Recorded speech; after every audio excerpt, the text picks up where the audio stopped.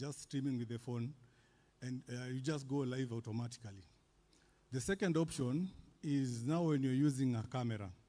You use a camera, then you connect to a capture card. Then from the capture card, you can either go live you connect to the laptop, then you add the software.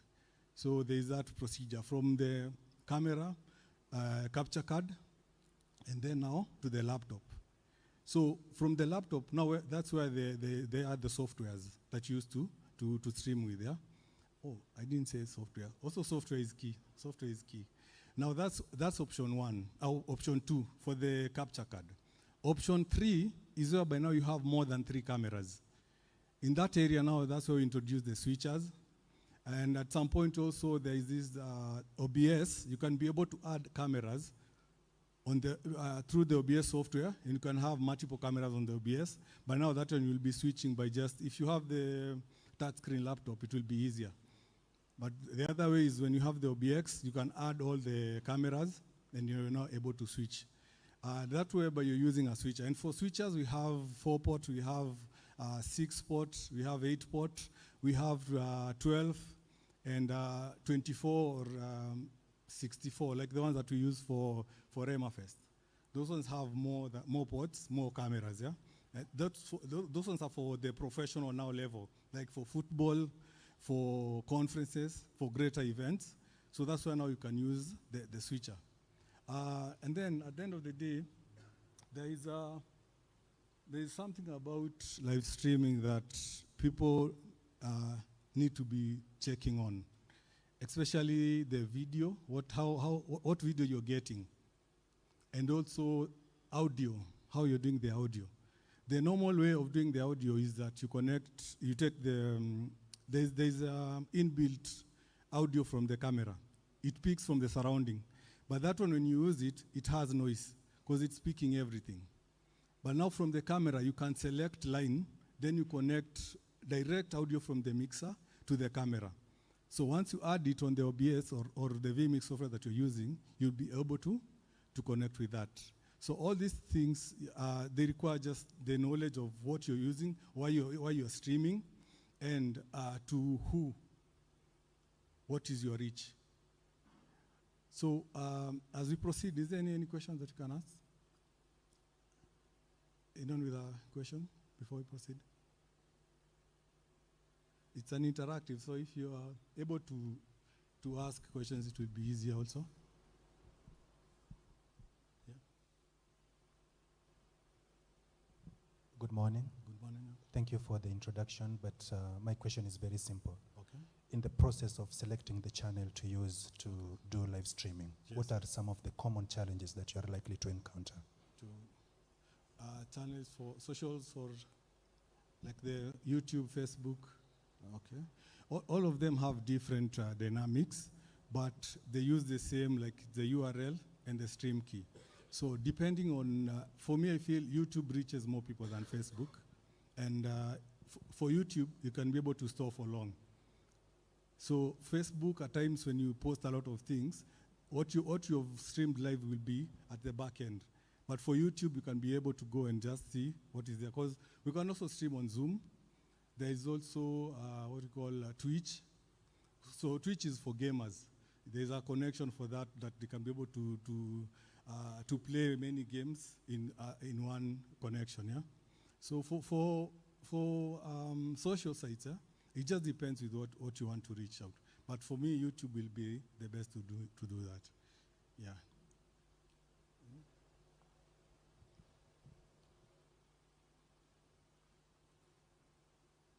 Thank you once again.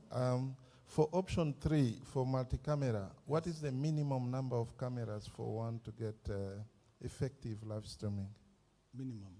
Minimum number, yeah. Minimum to get effective is 3 cameras.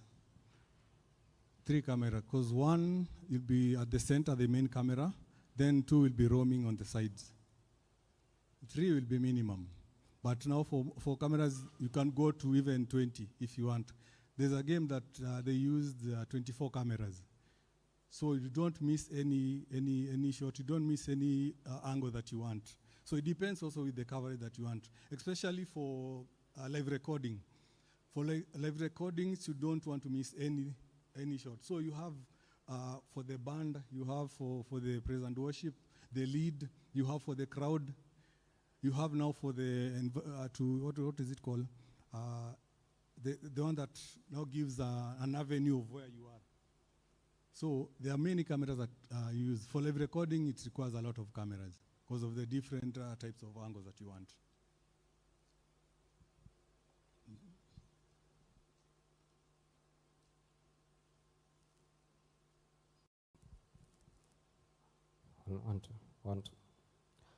My question is on the live recording. Okay. So you were talking about there's a video part and there's an audio part. Yes, yes. So how do you make sure that you have synced the two? Because sometime during live recording, the video might be maybe some milliseconds ahead, okay, or it might be some milliseconds behind. In that way, live recording, there are two scenarios. One for live recording, there's one that they record on the cameras. Then there's a producer at the back recording now the audio.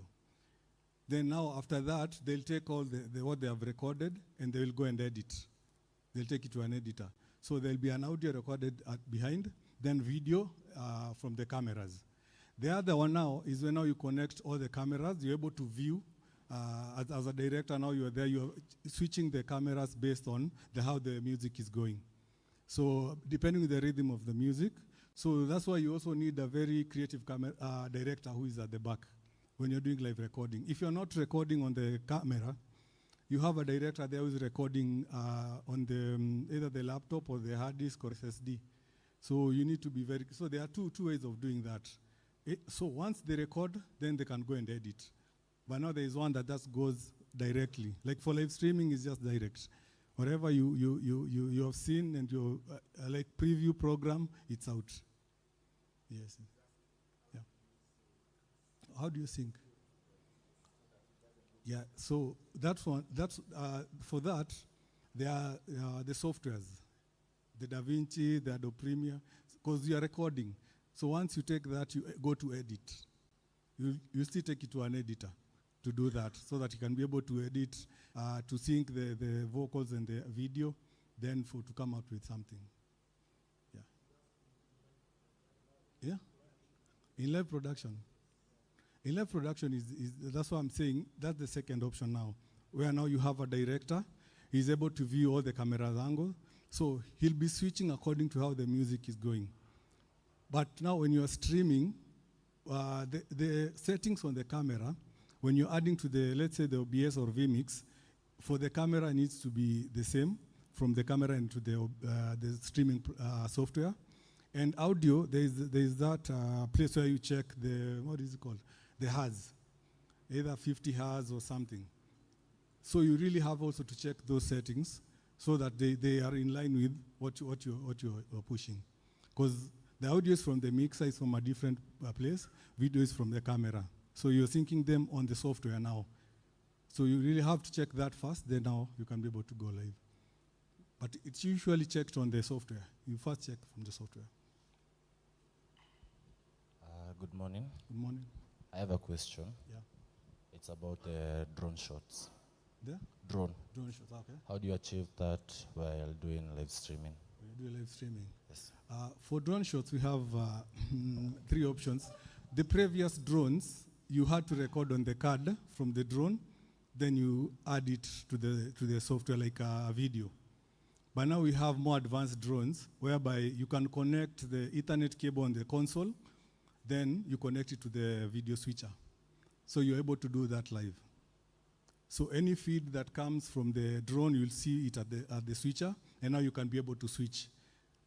Before, you could not be able to do that. We used to do the recording from the drone, then now we add it as a video now to the streaming that you're doing. So you add it to the software.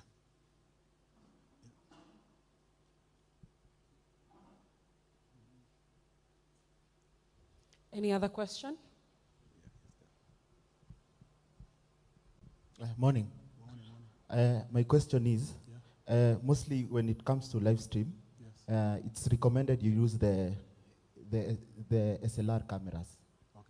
But what happens when you want to use the DSLR cameras? Because I think the way they are manufactured is like they can be able to handle some, let's say ni kitu inaweza kaa for long. Ukiweka battery inaenda tu nikaa generator, haisimami.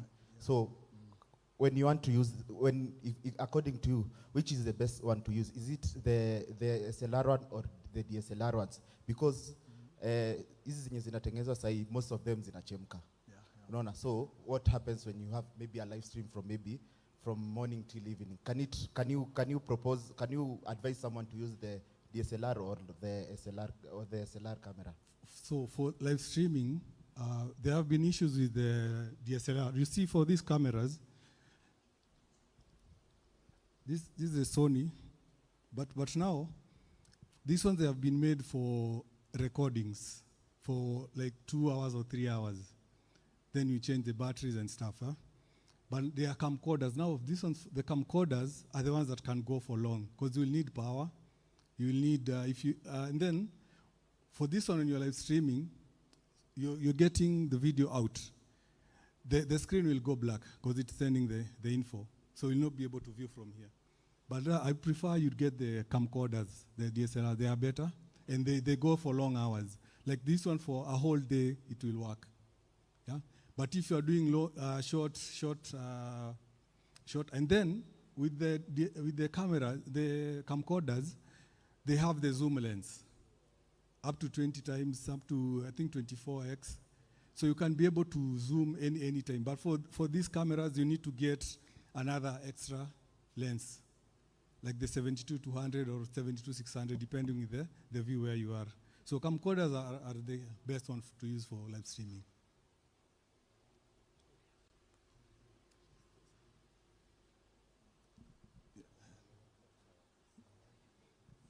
Any other?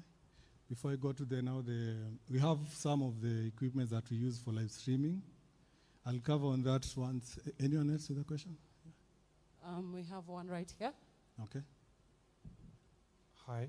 Hi. I was asking in terms of recording. Yes. Let's say I'm using the camera there. Yeah. Is it possible that I'm able to have, in terms of the voice and the video, because sometimes when you're recording, there's always the audio either is backwards and the video is ahead. So how do you sync and you're able to get a good, let's say a short preview of something that you are recording? Or when you're recording from the camera? Yeah. Okay, where are you getting your audio? That's let's say I have the small mic that or the the mic that you have. Or the wireless one. Okay. Yeah. That one I think you have to check on it is a setting, it's the camera setting. So for this one,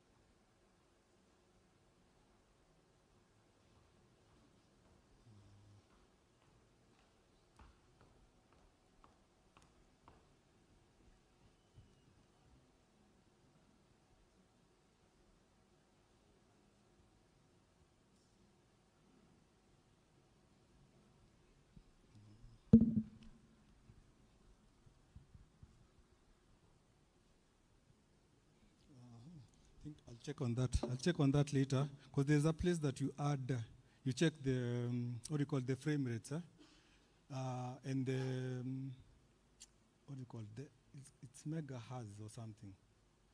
I'll have to show you that practical, so that at least you're able to do that, but it's possible. You can be able to record the audio and video going all at the same. Yeah. Any other last question? We have one more here. Yeah. 2 questions. Yeah. The best way to receive crisp audio while you're doing live stream. 2, I want to talk about the Wi-Fi bandwidth, the best for 1080 or 4K streaming. Okay. Thank you. Okay, for audio, the best way to get audio is from the mixer, then it goes to the sound card. So from sound card, what we do is we monitor either the loudness or if there's distortion. But now the sound from the mixer is usually very, now audio, when you're checking live stream audio, there should be there's 2 ways to do it. When the guy is there at the mixer, you're mixing first the house, yeah? Then you'll have to create another line for online. And now you balance all the equipment. Because what I see normally is that people now, when someone is at the mixer, what you have done for the house is what you push to the online. And you find the quality is not the same. For house, it will be higher. But now for online, it will be very noisy. So what you do, you prepare 2 ways. First, you do the house one, and you make sure you balance it for the house. And now the other one, you create another link for online, a source that will just give the online. Then now you're able now to balance from the mixer. Then you get it from the sound card. Or there's this LAN that is called, what do you call it? LAN, connecting with the LAN. Dante. There's one for Dante. So Dante, whereby you connect a software to the PC, then you're able now to check the signals and balance it on yourself. For internet minimum internet that you should have upload is 30 Mbps. But that one is now when you are streaming through one site, like let's say Facebook. Minimum should be 30 Mbps. If you go below that, you'll be having streams that are not clear or they're hanging. So from 30 and above, that one will be the best, either upload or download. Because for streaming, we need the upload more than the download. Yeah, download is for the people who are viewing, but upload is now when you're streaming. So you need to check 30 Mbps and above. That one will be the best for live streaming.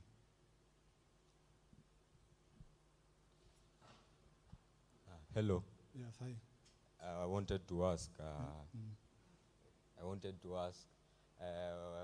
I have 2 cameras maybe, and I am live streaming. Okay. I have my audio. So, will I use software to switch my angles and also to mix at the same time? And if I am using software, will that cause maybe, which will be the best way to do this?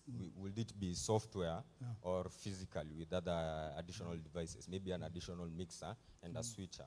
Since I'm thinking maybe if I use software, it may affect the quality of my live stream. If I may have not that, maybe my machine is not that powerful. Yeah, so it may cause frame drop. My advice is, if you're using more than 3 cameras, you cannot switch from the software. Because you see the software is streaming and it's still recording, and now you add videos to it again, and you want to switch, so you're overloading it.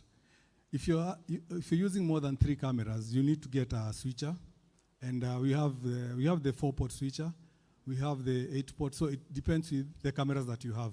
But switching from the software is not the best option. Though for people it will be easier, and then connecting the cameras to the software. If you're using capture card, you will have a lot of capture cards to connect to the PC. So you get either USB hub or a hub that has more HDMIs, so that you can be able to add all the cameras. So it's a long process. If you're adding more cameras, just get a switcher, and there are many switchers that we have.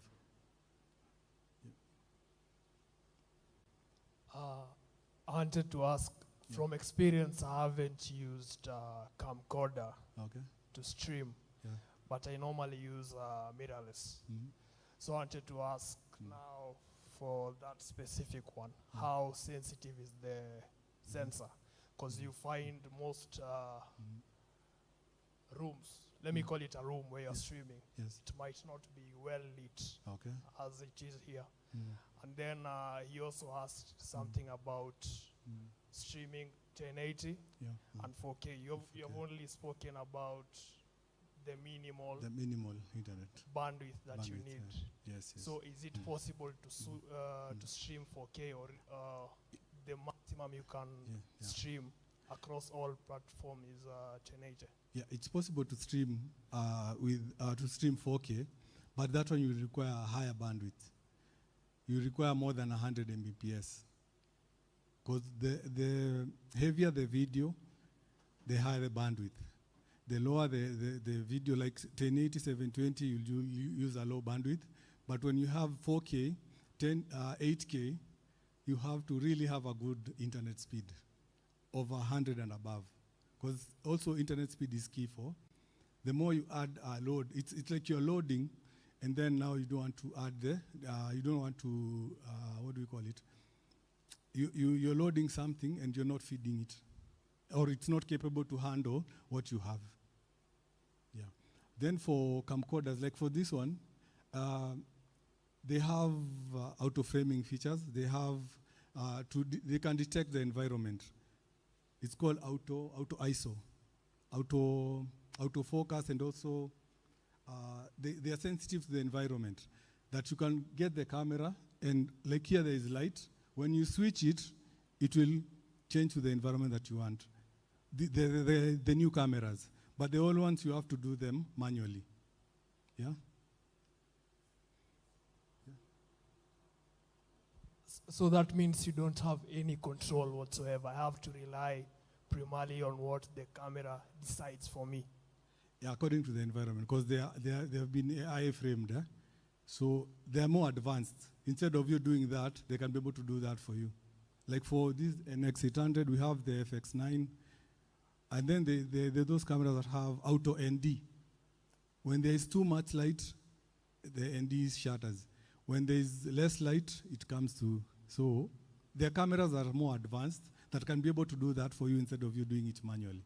I think I'm a bit confused, because that's a camcorder, right? Yeah. FX3, FX9, do they still qualify as a camcorder, or are they on a different bracket? Because in an FX6 or an FX9, for example, it has those features. Yeah, like it has those it features. Can have like 2 or 3 stops ND, but now I have control to pick whatever I want, depending on the type of shot or the type of mood I want to create. But now I've said these ones are primarily automatic. Yeah, with the new ones, they are automatic. So FX6 and FX9, that's what I'm saying. It's manual. You have to select any environment that you are in. But with this one, they do that for you. So depending on also the lighting that you have in that place.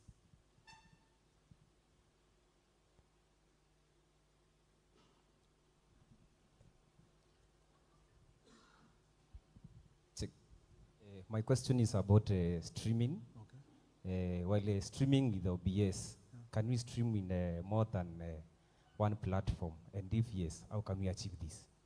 Yeah. OBS you can, also vMix you can. For OBS, there's a plugin that you need to download. It's called Atrium plugin. It's a multi-plugin for OBS. So there's that primary for OBS that you do at the settings.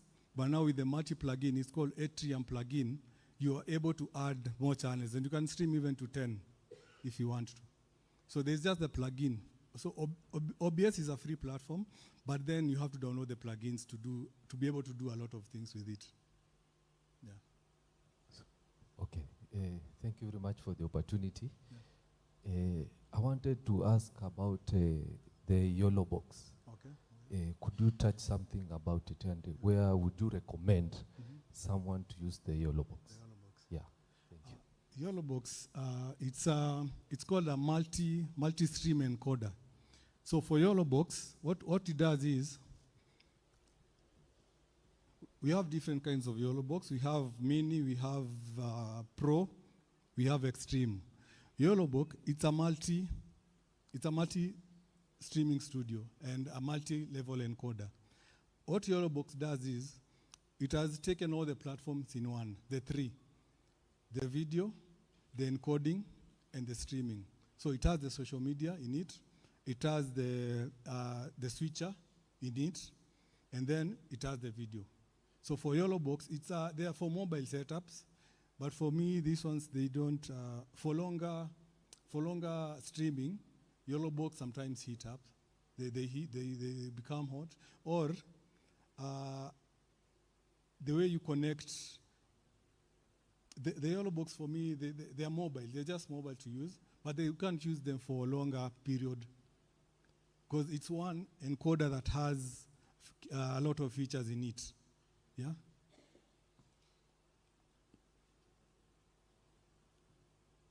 Any other question?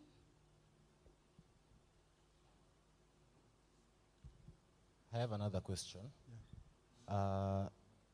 During the Samsung S26 launching process, they used the mobile phone to conduct their live streaming. If you had followed it closely, how did they achieve their shot? For Samsung, as you all know, Samsung have another level in video. So they have quality video, and you're able to. But now it limits because it's just the one shot that you have, and you go direct to. Because they are using. Was it different phones or one phone? Yeah. The same phone for the angles. Now you see, so it's one phone. The guy has to move in different, but you see there is quality. What Samsung has is the quality in videos also. There are videos, and also for iPhone, also video is very, very much clear. So you can be able to do that with the phone, but also the quality of the phone is key.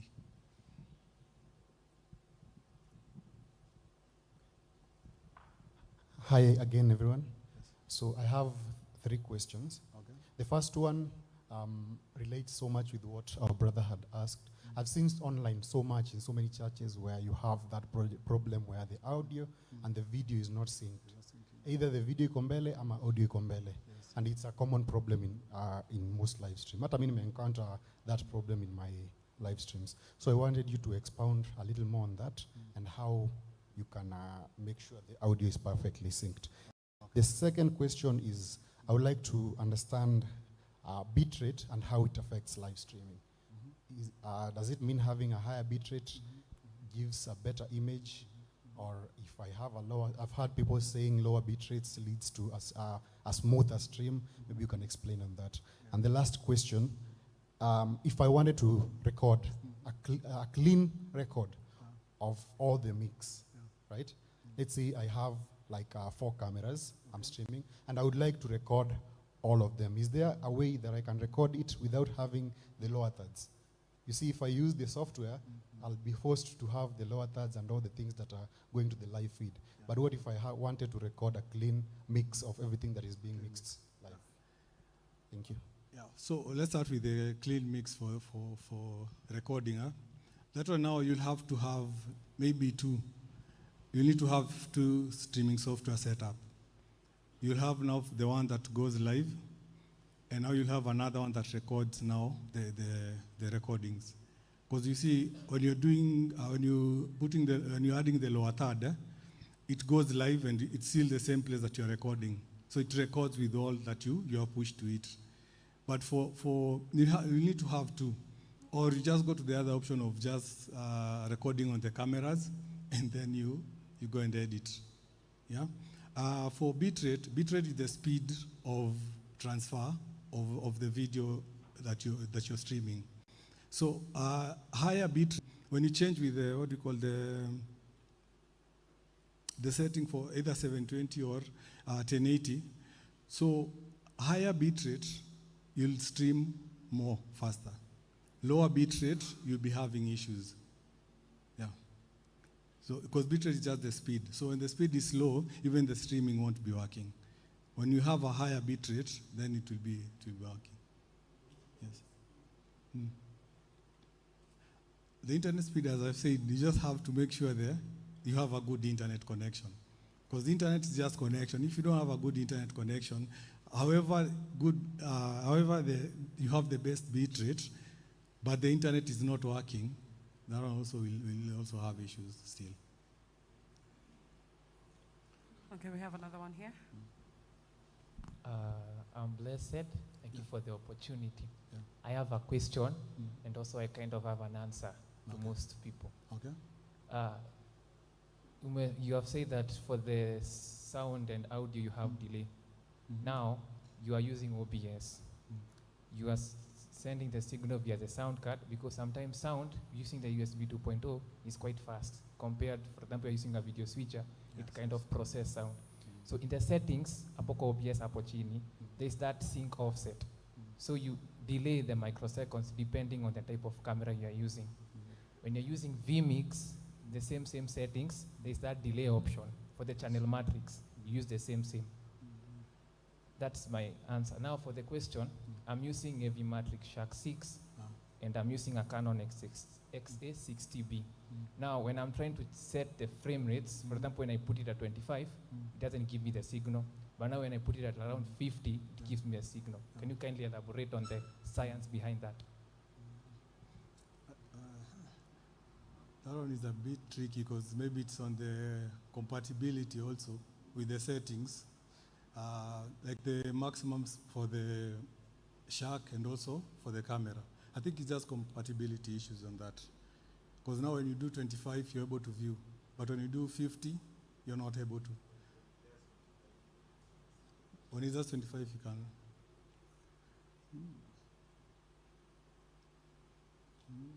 I think it's upon, it's the settings, compatibility issues. We'll need to check on that. Any other questions?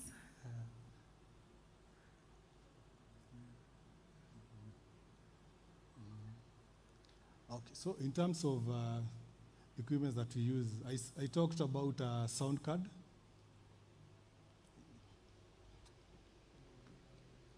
So we have different kinds of sound card.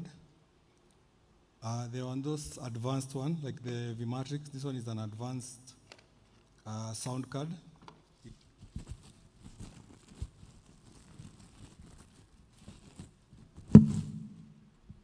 So it's a converter. This one does converting from SDI to Type-C. So sound cards are different also. You can have the HDMI to SDI or HDMI to HDMI. So they just convert the feed from the camera so that the software is able to get it. Yeah? So sound cards also help, but now when you're going professional level, it means if you have more cameras, you'll have more sound cards, of which is not advisable. So when you're adding cameras, get a switcher, if you are able to get a switcher. That will be the best option to go with more cameras. But for one camera, it's affordable for using a switcher, using a sound card than having a switcher for an affordable option. But when you're going for a professional one, you use the switchers.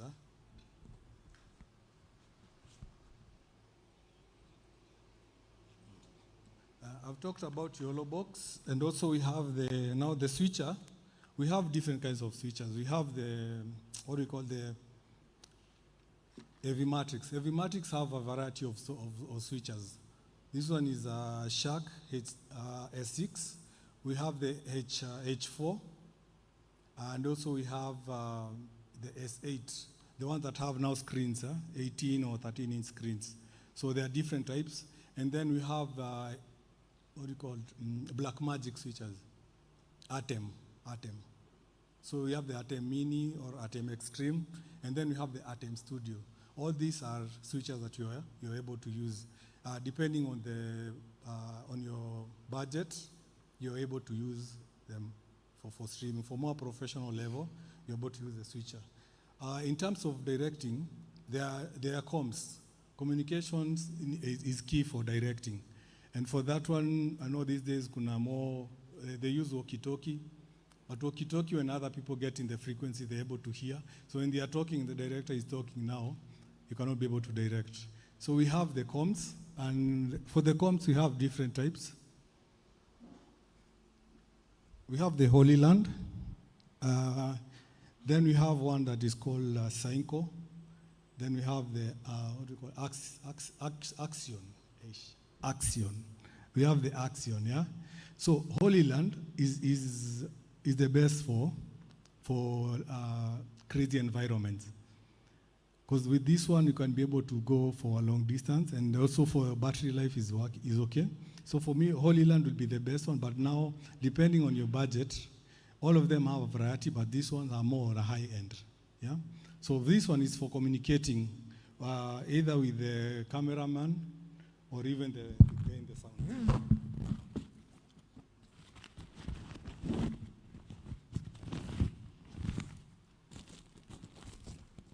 So this is what we call a comms.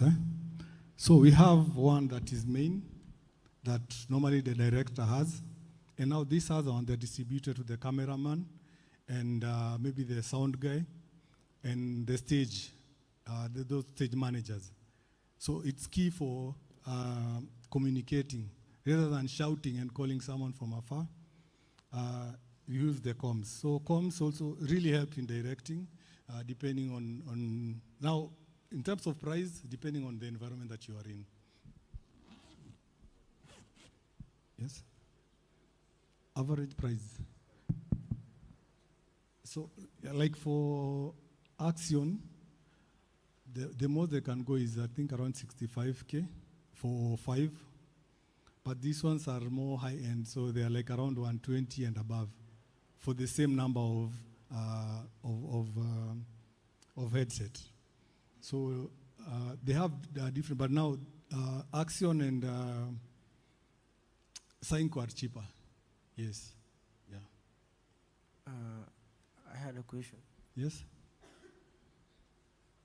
In live stream, yeah. There's a time with my team, we discovered you can link what you're doing to your phone. Let's say you are using a PC, but there's an option of linking the whatever you're doing, the operations you're doing with your phone. So I was like, it's an option in the settings, but it wasn't efficient. I didn't understand like the main purpose of linking. Yeah, and it was like, it was not efficient because you are able to only see let's say you're having a lower third, you are having a PNG at the top right, and the video. It's only, it shows you only those. If you want to add input, you have to add from the PC so that you can receive it on your phone.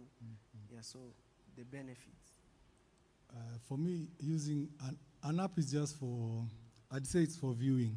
Because when you want to do most of the switching and adding, you use that on the software. Because it's more practical when you're doing it manually. For the phone, it will limit you because it's a small space and it gives you what you're supposed to see. So you'll not be comfortable with doing all the, having an experience of either switching, live streaming better. So for me, doing it manually is better. The software is just for viewing and seeing what is going on, if it's okay, or balancing things. But at the end of the day, using an app for live streaming, it really limits you. Yeah, you're not able to control anything. Yeah.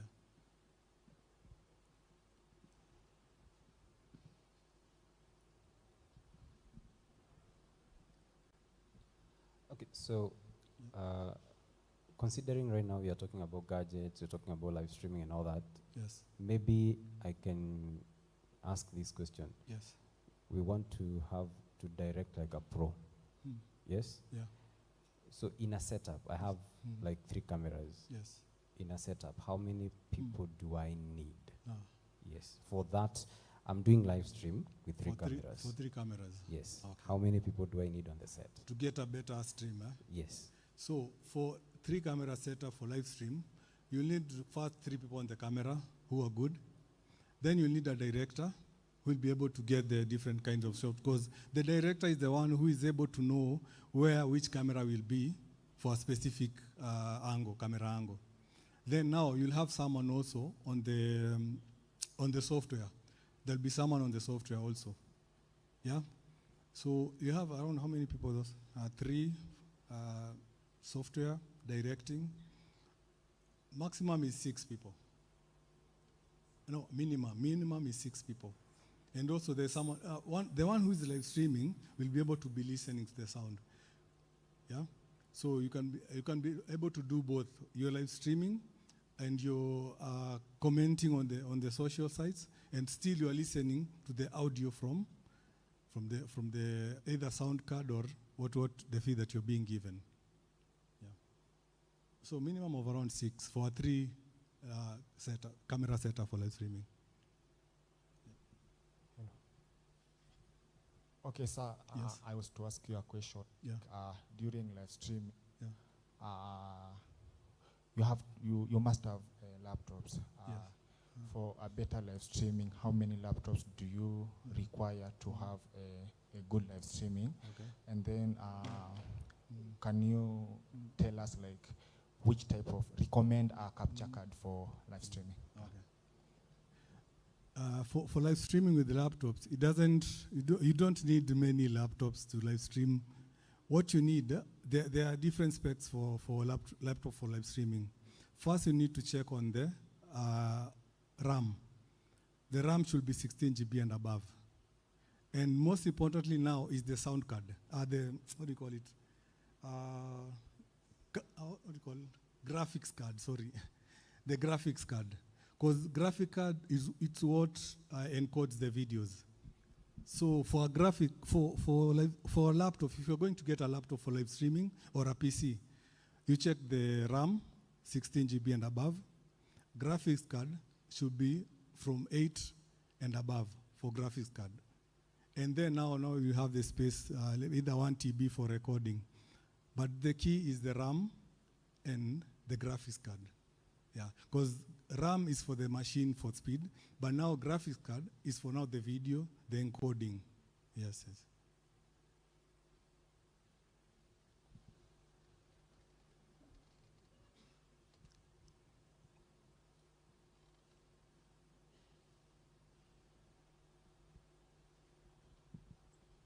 Check. Okay, I had a question on live streaming.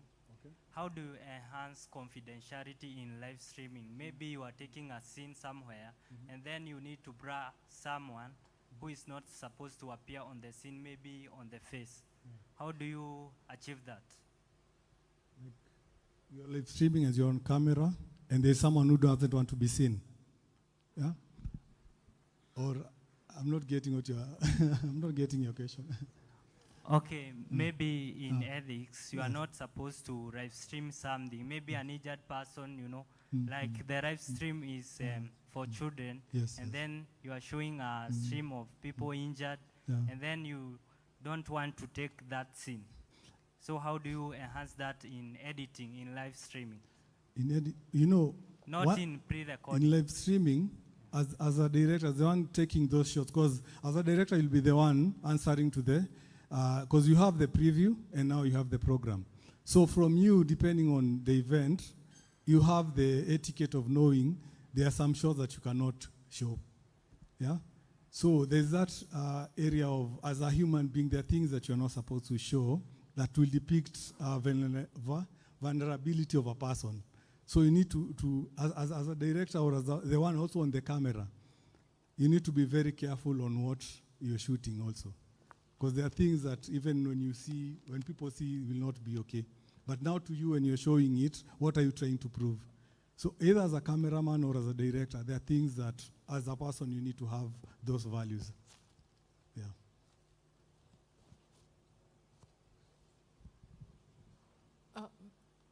Maybe to just ask, okay, what are some of the laws and regulations we need to be alive to when we are doing live streaming for purposes of compliance? For compliance. I think that one will depend with the environment. Because some environment, you are limited to what you can live stream. Some areas, it's open. You can live stream anything that is there. So for me, for the laws, it depends with also the environment that you are in. And the other thing is also, as you're live streaming, there are rules where you are. Because like right now you see there are those people who are given fine for, like there's someone has seen himself on the live stream and he didn't give you the consent. So he'll come to court and he'll be arrested. So at the end of the day, kuna zile disclaimer that we do outside the premises. Like this area will be recording and it will be used for our use. So you'll be able to see it anywhere, but we have given you that a choice that when you enter this premise, we are taking videos. So you'll be able to see yourself somewhere. So it depends with the environment for the laws. Amen. Okay. So my question would be on directing. Okay. Because I think that when we live stream, we are not merely just pointing cameras at people for the sake of it. There is a story that we want to tell. All right? So what are the elements or the fundamentals of directing? For example, in a live stream event. Say, for example, I'm in church. I'm in JCC Parklands. We are having a worship experience, all right? And we are live streaming it. What is the director supposed to do, or when does the directing begin for us to have an optimal, well-told story? So for directing, first you need to know that as a director, you are the one in charge of what is happening in the environment. So you are in charge of the cameraman, you are in charge of knowing the camera angles that he'll have, and also on what you're shooting, because sometimes there is praise and worship, there is speeches, then maybe there is a presentation. So as a director, you need to have, there are key things you need to have. You need to know the angles, the different camera angles for the different sets. Like for praise and worship, we have different angles that you use. So as a director, you need to know, in terms of praise and worship, when I'm switching, depending on how the rhythm, because you're creating a rhythm, but through video and also audio. So you need to know that when it's praise and worship, which angles are used in that. Yeah, you can be creative, but there's a limit to what angles you can be able to use. So you need to know, as a director, angles are key, the camera's angle. And then also, you need to know that you are in charge. The people that you assign cameras, are they up to what you will produce? Because you just don't give anyone a camera because he knows how to use it, but in terms of angles, does he know, when you place him somewhere, let's say here, which angles can I get from this side, apart from as a director telling the person? But also director, you need to be just clear on the people that you have, the angles that you need to do, and also what is happening when and where. Angles, for layman, is the camera angles. Camera angles. So for camera angles, we have what do we call? There's the medium shots, there is the wide, there is the close-up, there's the revealing shots. So all these are camera angles. So you need to know as a director, when are you using them, and to which part of the song or which part of the activity that is happening, that you're able to switch in between these angles to bring out something better. Yes. You need to be in sync. You need to be in sync for a better production. Yes.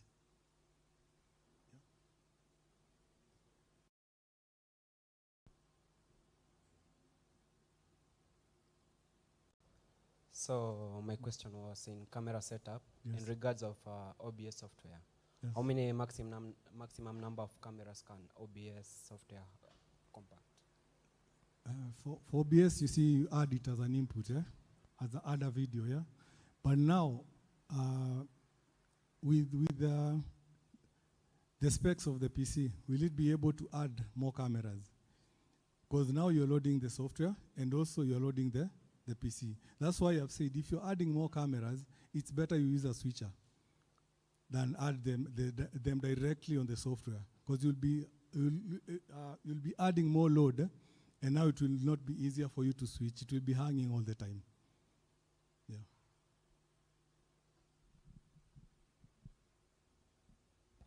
Yeah. Thank you yet for another opportunity. I would also like you to touch on transmitters as a source of, as a gadget, and also on the cables. So this is my question. How would you recommend, is it possible to use the transmitters or the cables? Or in what situation would you use the cables or the HDMI or the transmitters? So all of these have different value. Like for transmitters, we have different ranges. We have the one 400 meters. We have the one for 1 kilometer. So we have the Holy Land. We have the Axion. We have, which one else?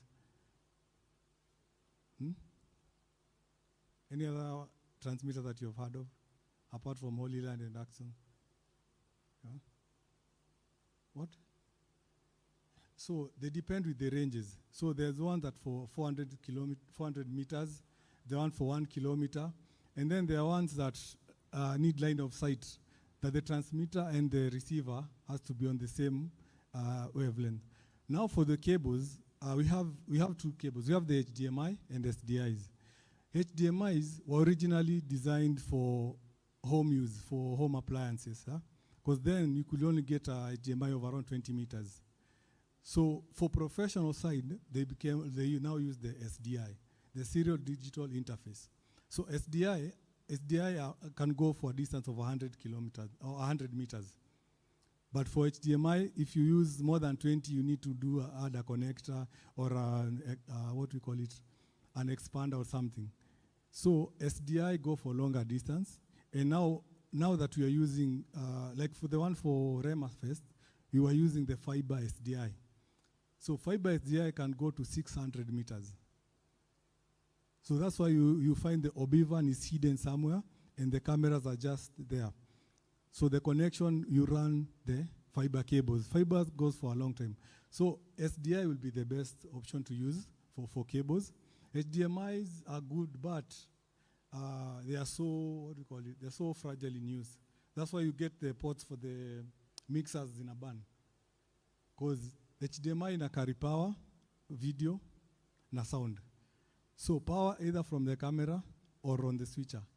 So you imagine you're connecting and then umelink the parts without really inserting the HDMI well. Your port itachomeka.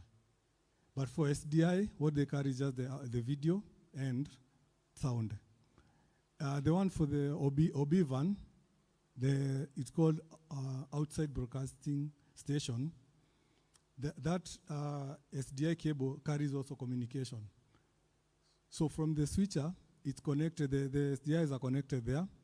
Then on the switcher there is the talkback. And then on the camera, you connect now your talkback also from the camera. So it carries three: comms, video, and audio. Yeah.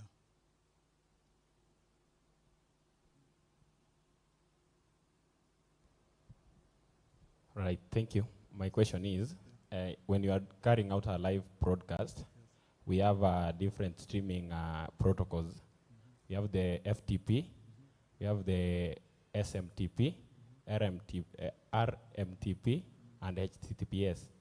Which one is the most convenient when doing live streaming? That will depend with what you're adding. Because for RMTP, that will be for online. And then for SMTP is when you're adding maybe a camera. And also there's the NDI also. So it depends with the source that you're adding. But for normally, the most that we have is the RMTP for all the social media sites, even for Zoom and all that. All you need to do is just the key that you need to change. It depends with what you are streaming. A question. Yes. For the complex live streaming setups, like the footballs and the complex setups. Yes. So do they still use the same streaming software such as vMix and the OBS, or they have other custom-made streaming softwares? They have other custom softwares, but the key that they have is the vMix, and also there is one called the Mimo. I don't know if you've heard of Mimo software. It's from Germany. That one is for multi-broadcast. It's for now professional broadcasting for TVs. And then there is there's StreamYard. So it depends also with what you're good at. Because at the end of the day, it's what you know is what you can use. So there are so many softwares that you can be able to use, and even the streaming platforms, but it depends with you also what you want to do and what you want to stream on. Yeah. Mine is not a question, but to answer his question and maybe add more to what you said. It's okay, it's okay. For the director, you said layman, but I don't believe there is a layman in here. We are professionals. Now, I have a feeling that for a director, the approach is different. I will watch, I will see, I will think, I will dream, but I want to see it being actualized. So there is a word that mostly describes what goes on in the mind of a director. It is the ability to visualize before the action takes place. Now, I will preempt a movement before it takes place, and if my camera is capturing it, I will proceed and use the preview and then show it to the people. But if my camera is not showing it and I'm seeing something is about to happen, I will visualize and see that this thing is going to tell this story so that the narrative in my mind can also be gotten by the people that are watching this particular stream. Now, the ability to visualize is something that creates an image in the mind of the director before even the action takes place. And what helps you in it is to stay laser focused on what happens next, because the people are not aware of what you are seeing. You see before them. So your work is just to see, focus, stream, and preview and show. So you visualize, you image. And then there is also another level of visualization that happens when you are visualizing the effect and not the actual event. The effect of that thing, you are going to feel it before other people. So you might show that torn sock and the effect it is going to have in the audience before it happens, because you saw it in the preview and your camera captured it before. So the ability to visualize can extend to the effect that you are looking for. Now, when he was talking about camera angles, there is something very specific about angles. They tell a story in a very unique way. The camera angles, he talked about the shots, the short types, medium shot, close-up shot, and those other things. The camera angles, we are talking about low angle shot, medium, or the high angle. I see it straight ahead, and then the high angle shot. The high angle shot will minimize the size of the subject. If I put the camera higher than the subject, I will make the subject appear smaller, and the implication is that I'm taking power from the subject. I'm minimizing the effect of that human being. For example, if President William Ruto is standing here and I put a high angle, I will be taking and diminishing his power. So I will visualize what my angle is telling before my camera person puts the camera higher than William Ruto or our president. When we talk about the normal angle, that is the way I'm seeing it. I want reality and I want perspective, the way I will see it in real time. And when I'm talking about low angle, I'm going to make my subject appear powerful and bigger.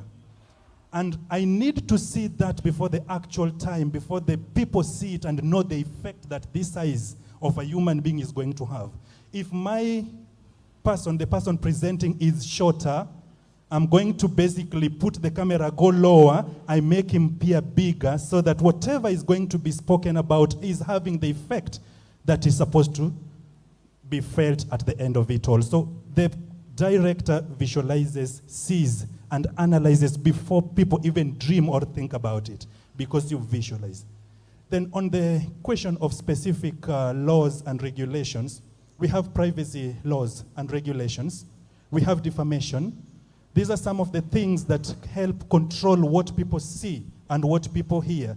For example, when we are talking about defamation, I need to be thinking about libel and slander. What I say, what I write. In live streaming, it is basically what people hear, slander. Now, when we're talking about privacy, am I going to show them what is not supposed to be shown? If it is a member of parliament in parliament, I will show people because of the public interest to know. Now, there are so many rules guiding it, but for a producer, we have legal aspects and we also have ethics. Ethics will control you as a person and what you are about to present, and that is a different topic. But the laws and regulations are there in the Constitution. If you go through Article 43 of the Constitution, you'll find it.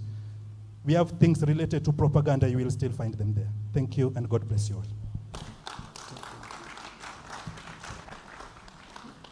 Haya, makofi kwake tena. And makofi to our director. Yeah, I know we have learnt a lot and we've written a lot of notes. So I'd like us to take a short break. Sindio, tukunye maji, we freshen up. We have the washrooms. When you use this door on my, left, on the left, just behind here, we have the gents and the ladies, but you can also use this door to access the gents and the ladies. We're going to take a short break right now and be back here at 2 p.m. But then we're going to also have some snacks and bitings. But before that, as they come, please feel free to mingle. Please feel free to interact. And you can also come and interact with the equipment here, pole pole, as we wait for the snacks and then resume at 2. But before we go, wacha tusalimiwe na some people that did not get to introduce themselves before, and then we go for a short break. Hello. Naweza kuja tusalimie tafadhali. Makofi yake tafadhali. Hello everyone. Tell us your name, where you're from. Okay. Hello everyone. My name is Winnie and I'm from Tharaka University. Makofi yake tena. Could you please introduce yourself? Okay, sorry for standing up again. My name is Komolo Amos. I am, the three of us, we are lecturers at Tharaka University, and we brought the students from Tharaka University.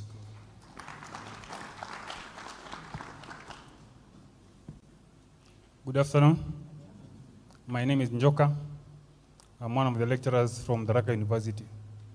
So I thought I brought students here to learn, but turns out I've learned more than the students. Happy to be a student today.